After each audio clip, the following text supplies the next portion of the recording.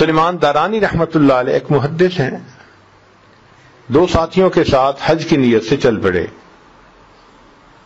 اب وہ ایک مقام ہے جہاں نبی علیہ الصلوۃ والسلام کی والدہ ماجدہ کا انتقال ہوا۔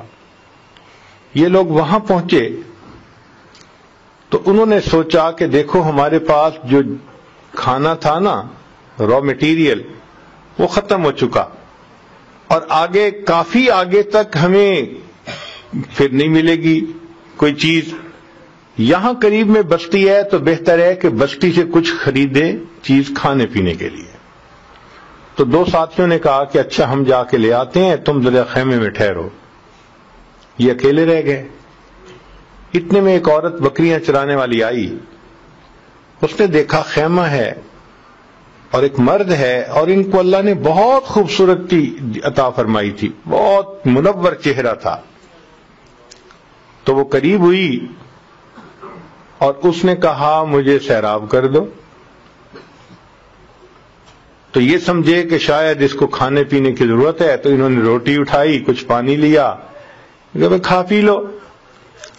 جب وہ دینے لگے تو تب اس نے وضاحت سے بات کی کہ نہیں، جو عورت مرد سے چاہتی ہے مجھے وہ چاہیے۔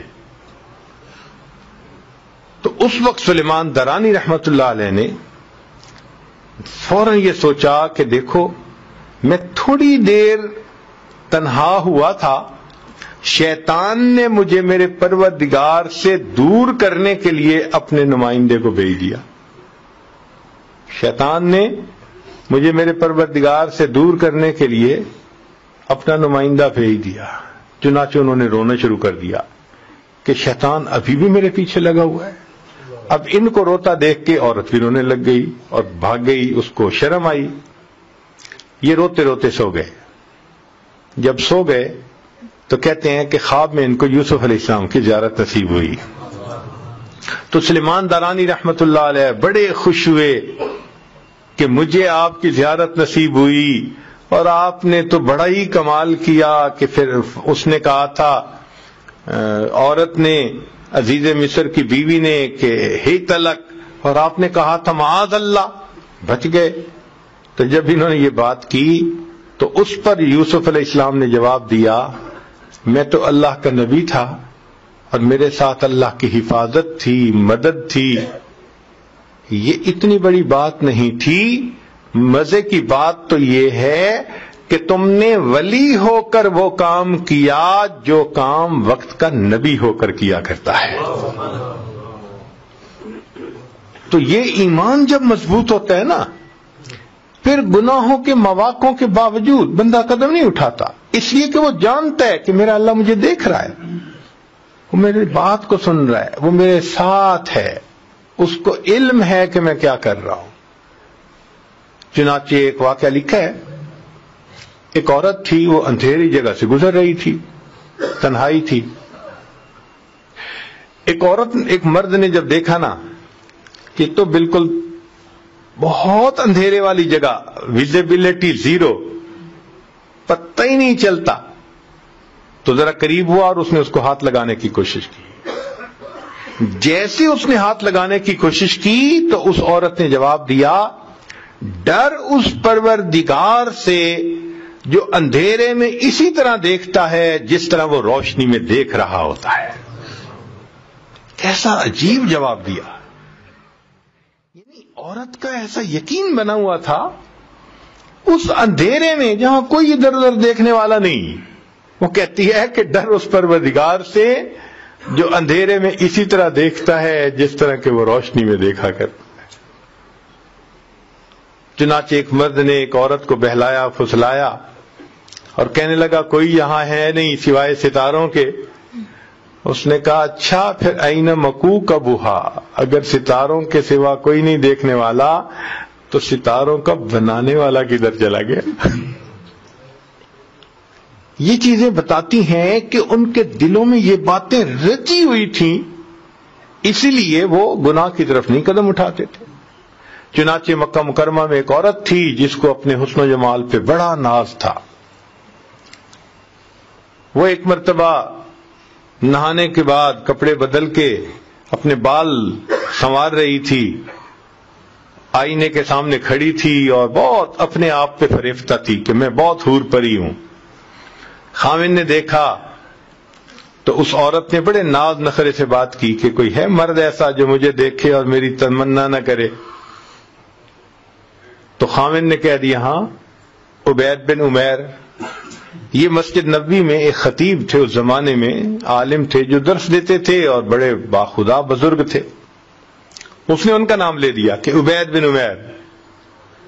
تو میاں بیوی کا تعلق عجیب سا ہوتا ہے۔ آگے سے کہنے لگی کہ تو مجھے دے اجازت، میں تجھے دکھاتی ہوں کہ وہ پھسلتا کیسے ہے۔ اس نے کہا ٹھیک ہے۔ عورت کو اجازت مل گئی، وہ نکلی باہر، مسجد کے دروازے پر آ کر کھڑی ہو گئی۔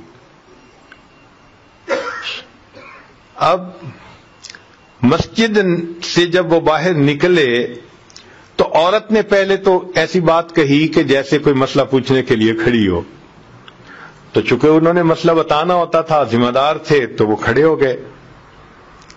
اس نے بات کرتے کرتے اچانک اپنا نقاب ہٹا دیا۔ اس کا خیال یہ تھا کہ جب وہ میرے حسن و جمال کو دیکھیں گے تو فریفتہ ہو جائیں گے۔ جیسے ہی اس نے ایسا کیا تو انہوں نے نظر ہٹا لی اور کہا کہ دیکھو، تم کیوں ایسے کام کے بارے میں سوچتی ہو جس سے دنیا میں بھی تمہیں ذلت ملے گی، آخرت میں بھی تمہیں ذلت ملے گی۔ اب یہ الفاظ اتنے درد کے ساتھ ان کے منہ سے نکلے، وہ شرما گئی، واپس آ گئی۔ خاوند نے پوچھا کیا بنا؟ کہنے لگی کیا مرد ہی نیک ہوتے ہیں، عورتیں نہیں نیک ہو سکتی؟ میں بھی نیک بنوں گی۔ اس کی زندگی بدل گئی۔ اس کے بعد وہ روز اپنے خاوند سے پوچھتی عشاء کے وقت کہ تمہیں میری ضرورت ہے؟ اگر کہتا ہاں تو خاوند کے پاس وقت گزارتی، اور اگر وہ کہتا نہیں تو جبہ پہن لیتی اور ساری رات مصلی پہ عبادت کرتی۔ اس کا خاوند کہا کرتا تھا کہ پتہ نہیں عبید بن عمیر نے ایک فکرہ بول کے میری بیوی کو راہبہ کیسے بنا دیا۔ وہ راہبہ بن گئی۔ شکار کرنے کو آئے، شکار ہو کے چلے۔ تو یہ کیفیتیں ان کی اس لیے تھیں کہ پروردگار عالم نے ان کے دلوں میں ایک اثر ڈالا ہوا تھا، ایمان کامل ان کے دلوں میں تھا۔ اور یہ نہیں کہ یہ صرف بڑے لوگوں کا تھا، بچوں کا بھی یہی حال تھا۔ چنانچہ ایک باپ اپنے بیٹے کے ساتھ جا رہا تھا، اس نے راستے میں آم کے درخت پودے دیکھے، چھوٹے چھوٹے ہوتے ہیں اور گچھے لگے ہوتے ہیں، پکے ہوئے تھے اور لگ رہے تھے کہ بہت مزے کے ہوں گے۔ تو والد نے اپنے بیٹے کو کہا بیٹے تم یہیں ذرا رک جاؤ راستے پہ، اور میں باغ میں جاتا ہوں اور ایک اچھا پکا ہوا خوشہ توڑ کے لاتا ہوں، اور اگر کوئی آئے ادھر ادھر سے تو ذرا آواز دے دینا، میں آ جاؤں گا۔ وہ جی چلا، جیسے خوشے کے قریب پہنچا تو بچے نے پیچھے سے آواز لگا دی، یا ابی احد یرانا، اے ابا جان کوئی ہمیں دیکھ رہا ہے۔ تو وہ گھبرا گیا اور ویسے ہی واپس آ گیا۔ آ کے دیکھا تو گلی میں تو کوئی بھی نہیں تھا۔ اس نے کہا گلی میں تو کوئی نہیں؟ اس نے کہا انسانوں میں سے ہمیں کوئی نہیں دیکھ رہا، انسانوں کا پروردگار ہمیں دیکھ رہا ہے۔ چھوٹا بچہ 10 سال کی عمر ہے تقریباً، اس کا بھی یقین ایسا بن گیا تھا۔ اور یہ یقین خود بخود نہیں بنتا تھا، ماں باپ بناتے تھے۔ تو اس ایمان کے کتنے فائدے ہیں زندگی میں، اور ایک فائدہ یہ بھی ہے کہ پھر انسان گناہوں سے بچ جاتا ہے۔ ایک تو ہے نا دعوت میں اس کو مدد مل گئی، نیکی میں اس کو مدد مل گئی، ایک پش مل گئی اس کو، وہ گھبراتا نہیں ہے، قدم بڑھاتے آگے۔